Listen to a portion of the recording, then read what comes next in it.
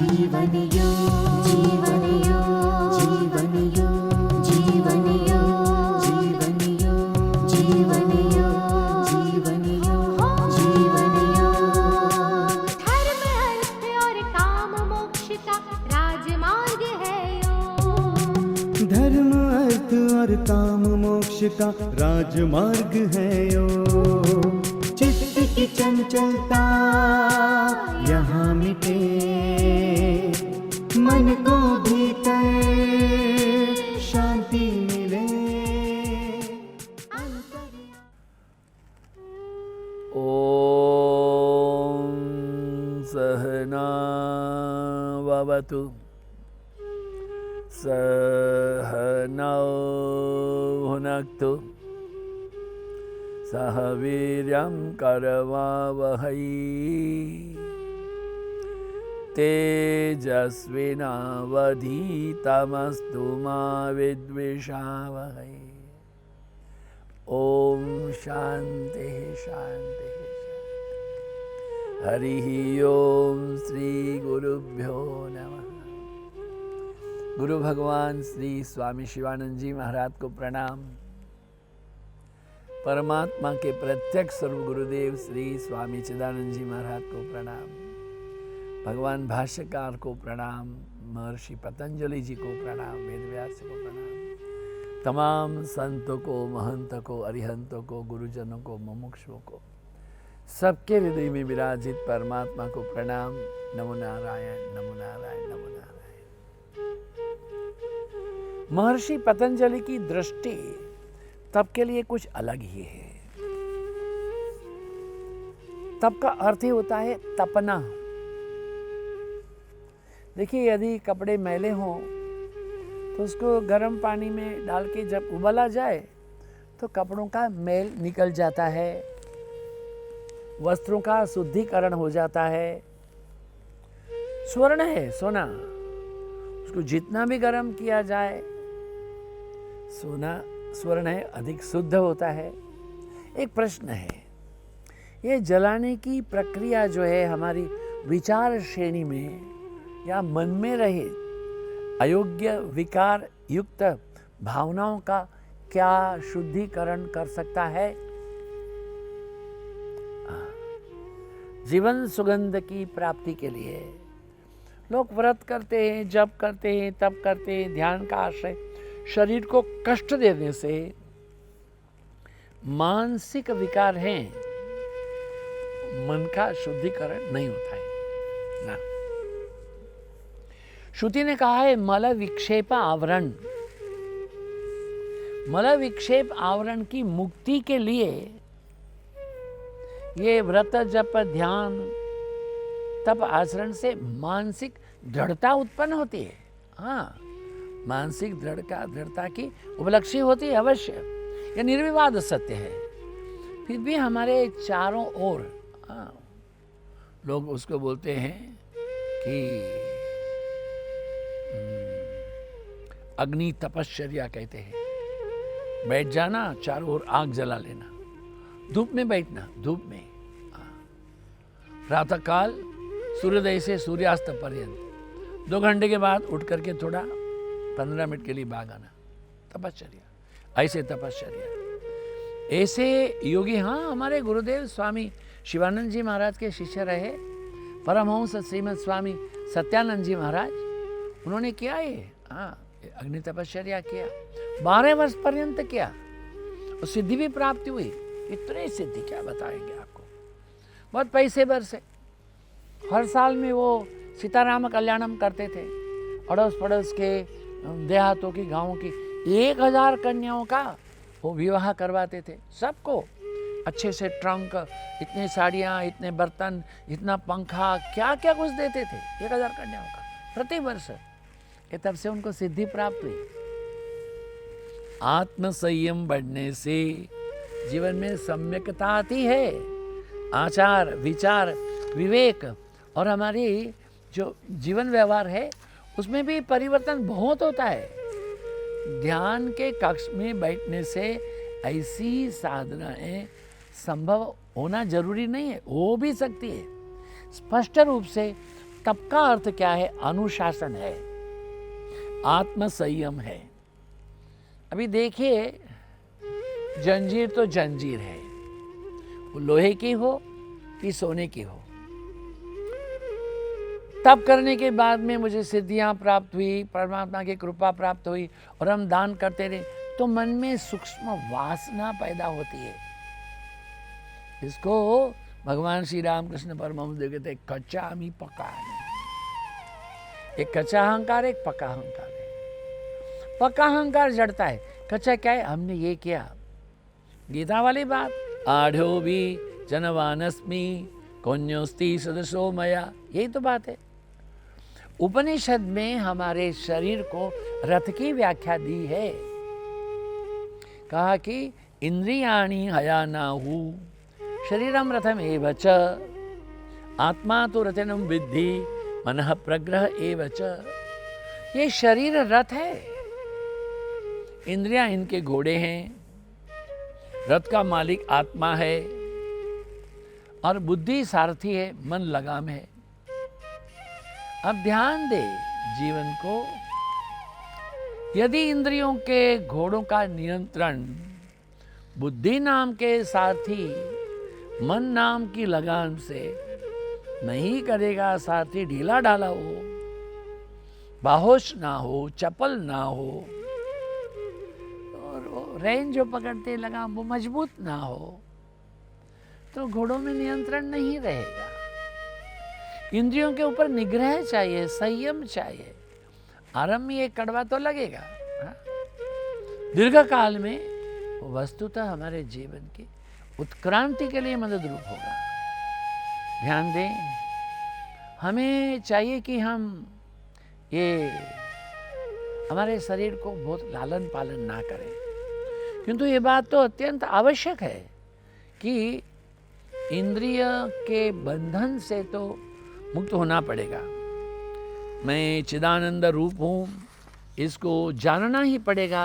अगर हम नहीं जानते हैं तो हम अपने आप को ये अपने जीवन के एक अंधकार के प्रति लेके जाते हैं। घोड़े भी सारे तो एक वृत्ति के तो होते नहीं हैं, उनको भी तालीम देना पड़ता है। घोड़ों को भी, घोड़ों की विविध चाल होती है। हाँ, Lal Bahadur Shastri national academy administration Mussoorie में हमें हमारे गुरु महाराज की आज्ञा से 14 वर्ष पर्यंत रहने का हुआ। हाँ, हम घुड़सवारी जाते थे, बड़ी प्रसन्नता से जाते थे, ब्रिचेस पहन करके, ऑल शूज पहन के, पैंट पहन करके। घोड़ों की चाल क्या होती है? ओ ट्रॉट होती है, गैलपिंग होती है, हाई जंप है, लॉन्ग जंप है। बस उसके पेगड़ा में पाँव डालना है और पंजा वहाँ रखने का है, एड़ी बाहर, कमर ढीली, और ट्रॉट के समय में नीचे का शरीर स्थिर है, ऊपर का जो जंघा है ना वो घोड़े के साथ, और बाद में ऊपर का भाग घोड़ों की चाल के साथ में ऊपर नीचे करना पड़ता है। अपने आप को तालीम देना पड़ेगा, घोड़ों को भी तालीम देना पड़ेगा। कहाँ लगाम को खींचना है, कहाँ लगाम को ढीला करना है, ये भी समझाना पड़ेगा। घोड़ा अगर हवा में उड़ता है, ऑब्स्टेकल रेस है, अवरोध जो होते हैं रास्ते में, उनकी दौड़ में भी कूदता चला जाता है। क्यों? तालीम किया गया है। हमारी इंद्रियों का भी ऐसे ही कुशल अश्वविद्या जैसे सारथी है, घोड़ों को तालीम देते हैं, हमें भी अपने आप को तालीम देना पड़ेगा। हमारे शरीर है, प्राण है, इंद्रियां हैं, मन है, उचित प्रकार से अभ्यास से तालीमबद्ध होना कोई बहुत मुश्किल बात नहीं है। देखिए, तालीम देने की प्रक्रिया को ही तो तप कहते हैं। सर्दी हो, गर्मी हो, भूख हो, प्यास हो, सुख दुख, हर्ष शोक, मान अपमान, तमाम द्वंद्वों की अवस्था में भी अगर हम विचलित नहीं होते, हम वास्तविक तपस्वी हैं। उल्टा लटकने की आवश्यकता नहीं है। नारायण, नहीं नारायण। तमाम द्वंद्वों की अवस्था, हमारा अंतःकरण निर्मल रहेगा। योग मार्ग में प्रवृत्त करने के लिए हम प्रवृत्त हो गए, उसी का नाम तो तप है।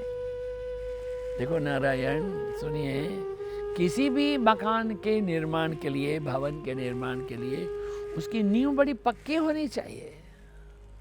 अध्यात्म और अगोचर के योग के मार्ग पर तप अत्यंत आवश्यक है। तप इज अ मस्ट, साइन क्वा नन।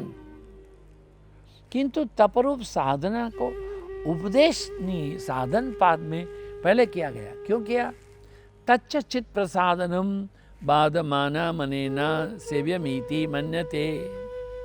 तब से चित्त प्रसन्न होना चाहिए। शरीर या मन जो है वो तब से तंग नहीं आ जाना चाहिए। ये योगासन में लोग आते हैं ना, हम देखते तो योगासन के जाए तो प्रसन्न हो भाई। हाँ, काफ़ी लोगों को हमको बुलाते हैं, स्वामी जी हमारी योग कैंप का समापन हो रहा है तो आप आइए आशीर्वाद कीजिए। मैं बैठा रहता हूँ, देखता हूँ, वो ऐसा डालते हैं। अब उनका जो है ना, ये क्या होता है, उनका योग मेट वैसा डालते हैं, ऐसे चलते हैं। क्या हो गया? Coming from yoga. अरे क्या है, तमाशा है। योग की कक्षा में से आओ तो प्रसन्न हो। हाँ, एकदम प्रसन्नता होनी चाहिए। शरीर है उसमें एक चेतना आनी चाहिए, मन प्रसन्न हो। ये क्या बिल्कुल मरे हुए बूढ़े बैल के जैसे चल रहे हो ना। ये तप करने पर व्याकुल नहीं होना। उपनिषद ने कहा है तपसा नासकेन। तब ऐसा होना चाहिए कि जो शरीर का नाश करे, सबसे बड़े शरीर से भरे हो जाएं। कोई भी कार्य करने के लिए शरीर तो प्रमुख साधन है। ये एक लेखक रहे, नाम था कि हरमन हेस। हरमन हेस ने एक सिद्धार्थ नाम के पुस्तक लिखी, हमने पढ़ी है, बड़ी बहुत साल के पहले, कम से कम 25 साल के पहले। बुद्ध है, वो अभी बुद्धत्व को प्राप्त नहीं किए थे। बुद्धत्व को प्राप्त नहीं किए थे, वो तप कर रहे थे। पूरा एकदम शरीर, ये हड्डी पसलियाँ एक हो गया। हम अभी धर्मशाला गए, देखा उनका चित्र ऐसा, पसलियाँ केवल, न उठ पाते नहीं बैठ पाते। लोगों ने कहा ये तप करने का ढंग नहीं है, कुछ खाओ। तो फिर वो कहीं भिक्षा लेने गए। किसी ने क्या भिक्षा में दिया? 2-3 दिन पुराना खाना दे दिया। थोड़ा सा खाए तो दस्त हो गया और कमजोर हो गए। अब मैं खाऊं कि नहीं खाऊं, असमंजस में थे, उदास खिन्न। उस समय कुछ बंजारे वहां से निकले। उसमें एक युवक था, वो ऐसे ही करके फिडल बजा रहा था। रावण हत्था कहते हैं, राजस्थान में बजाते हैं ना, वही वाला। छोटी लड़की नाच रही थी, गा भी रही थी। क्या कह रही थी? अरे बजैया, तेरे तार को ढीला नहीं छोड़ना, संगीत बेसुरा हो जाएगा, ज्यादा खींचना नहीं तो तार टूट जाएंगे। ये प्रकाश है वो हताश, उदास, खिन्न, हतप्रभ, ऐसे बुद्ध के जीवन में आ गया। मध्य मार्ग, नाति नीचम नाति ऊंचम, युक्ताहार विहारश्च युक्त कर्मस्य चेतसो, ये आ गया। खाना कि नहीं खाना? हाँ, वो क्या बोले हैं कि भाई सिद्धार्थ को बौद्धत्व देने वाली ये शब्द की श्रृंखला ने प्रेरणा दी, और बुद्ध का प्रथम उपदेश था मध्यम मार्ग। तब भी ऐसा ही होना चाहिए। इंद्रियां नियंत्रण में रहे, शरीर भी हमारा सावधान रहे। न त्यस्तस्तु योगस्ति न चेकांत मनस्तत न चाति स्वप्नशीलस्य योगो भवति दुःखः नाति अस्ननस्तु योगस्ति न चेकांत मनस्नत। जो बहुत खाता है, बहुत भूखा रहता है, सोता नहीं है, सोता रहता है, उनको योग मदद रूप नहीं होता है। यही तो अभी कहा ना, युक्ताहार विहारस्य युक्त चेष्टस्य कर्मसु युक्त स्वप्नाव बोधस्य योगो भवति दुःखः। हाँ, आहार में, विहार में, दैनिक कर्मों में, सुता या सोने के समय में या जागने के समय में जो नियमित रहेगा, हाँ, तो उनके लिए योग है, वो दुख नाशक होगा। युक्ताहार विहार क्या है समझना चाहिए। क्या कहा उन्होंने, बहुत सुंदर कहा है, सुस्ति सुनि न मधुहारश्च तुर्थासम विवर्जितः भुंजते शिव प्रीत्यर्थे मिताहार स उच्यते स्नुस्निग्न मधु आहार। चतुर्थासम विवर्जित, त्याजा हो, घी तेल कम हो, थोड़ी मिठास हो, सड़ा हुआ नहीं हो, सुपाचक हो, भूख को तोड़ने वाला हो, हाँ, पेट के चतुर्थ भाग को भरने वाला हो, इतना थोड़ा आहार प्रभु प्रीतर के लिए। यही तो हमारे साधन पंचकम में कहा है। साधन पंचकम ने क्या कहा, यही कहा नारायण, कहा कि भाई ये भिक्षौषधम सेव्यताम, भिक्षा को औषध के समान लेना है। 2 गोली खाते हो वैसे, हाँ, आधी रोटी से काम चलता है, 1 मत खाओ, 1 से काम चलता है, 2 मत खाओ। हाँ, हर समय भोजन को बैठो समझो ये मेरा आखिर खाना है, अब भगवान के यहाँ रोटी मिलेगी कि नहीं, चलो अभी खा लो, नहीं, ऐसा नहीं है। कहते हैं कि तामसी राजसी हिंसा से प्राप्त हुआ बहुत गला हुआ, हाँ, बहुत खट्टा, वातपित्त कफ को बढ़ाने वाला, बहुत ठंडा, बहुत थूरा, बासी, सूखा हुआ, सड़ा हुआ, किसी का खाया हुआ, नशा करने वाला, उत्तेजक, स्वास्थ्य को हानि करने वाला, ऐसे खुराक को मत खाओ नारायण ना। स्वाद लगता है, नहीं खाना, यही तो तप है। हाँ, मौका आ जाए क्या बताएंगे, मुझे माफ करना, मैं क्षमा चाहता हूँ। बड़े अपने आप को पंडित बनाने वाले लोग हैं। हाँ, हवाई जहाज में बैठते हुए देखता हूँ, आने के साथ में पीना चालू कर देते। घर में बोले हमारे परिवारों में प्याज खाने की आदत नहीं है, हमारी पूरी प्रकृति है, हम ऐसे समाज से आए जहाँ हमारा तमाम कंदमूल, आलू नहीं खाएंगे, गाजर नहीं खाएंगे, मूली नहीं खाएंगे, अदरक नहीं खाएंगे, प्याज नहीं खाएंगे, लहसुन, अच्छी बात है, नथिंग रॉन्ग इन दैट। किंतु रेलवे स्टेशन में आकर के कच्ची प्याज खाते गांठिया पकड़ करके, व्हाट ए शेमफुल थिंग। अब अपने आप के साथ में छल मत करो ना। ये जब नहीं खाने का निर्णय किया तो पक्के बन करके रहो उसके अंदर में, शुद्ध हो, सात्विक हो, ताजा हो, जल्दी पचने वाला हो, मधुर हो, स्वादिष्ट हो, रसदार हो, स्वास्थ्यवर्धक फल हो, मेवे हो, अच्छे से पका हुआ हो। अरे नारायण, इसलिए किसी ने कहा है अन्न बनाए मन, मन के समान हो इंद्रिय भी, इंद्रिय से ही होते हैं कर्म और कर्म से ही भोग भोगे जाते हैं। अन्न से ही बनता है वीर, नपुंसक, नपुंसक वीर बनता देखा। अरे अन्न से ही बनते हैं योगी या भोगी, प्रताप पर अन्न से भोगी योगी होता देखा। हाँ, जो भोगी वो योगी हो जाएगा सात्विक खुराक खाने पर। अन्न के दूषण से सत्वरज तम के बंधन है, जन्म मृत्यु का आवागमन। अन्न से देव भी उतर आते हैं इस अवनी पर, मृत्यु लोग से ब्रह्म मोक्ष के बंधन का मार्ग किंतु वेदना है वेद के मंत्रों की, उनको हम अपने जीवन में आत्मसात करें। सबसे बड़ी आवश्यक तो बात है वाणी का तप करें। कल जैसे कहा था, सत्य बोलना चाहिए इत्यादि। गीता ने तप की व्याख्या बहुत ही विस्तार से की है, तो उन तप को सबको देख करके अपने जीवन को टटोलना ये बहुत आवश्यक बात है। क्या कहा है कि ये श्रद्धया परया तप्तम, श्रद्धा से किया हुआ है। जो तप करते हो उसमें जड़ता नहीं होनी चाहिए। तपस्तत्वम त्रिविधम नरैः अफलाकांक्षिभिर्युक्तैः सात्विकम परिचक्षते। सत्कार मान पूजार्थम तपोदम्भेन चैव यत् क्रियते तदिह प्रोक्तम राजसम चलमध्रुवम। मूढ़ग्राहेणात्मनो यत् पीडया क्रियते तप परस्योत्साधनार्थम वा तत्तामसमुदारुतम। जो योगी निष्काम है, को तप करने से फल की आकांक्षा नहीं है। वो 36,000 साल तक तप किए हिरण्य कशिपु ने, क्यों? मैं विष्णु को मारूंगा। हे तो ही गलत है।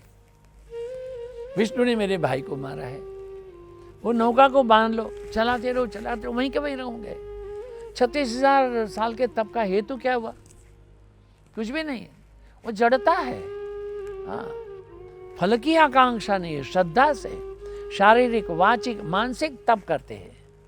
सात्विक तप है, जो तप सत्कार, मान, पूजा के लिए किया जाए, पाखंड से किया जाए, ऐसा चला जाए। बोलते नहीं जी, हाँ, ऐसे बैठ गए तो बोलेंगे नहीं।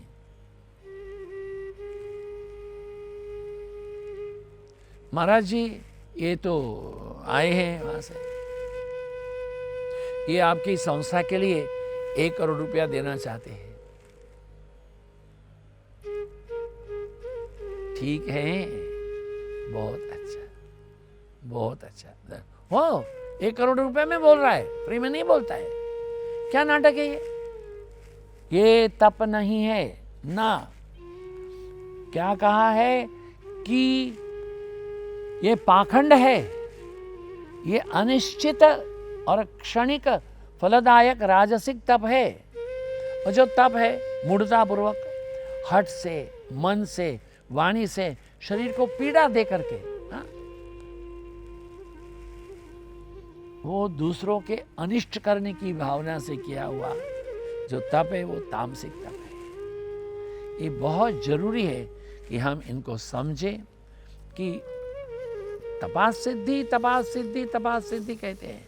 तब से तो बहुत ही हमारी सिद्धि जो है उनको हमें क्या करना क्या है। क्या कहा कि हम अपने तप को कैसे करें,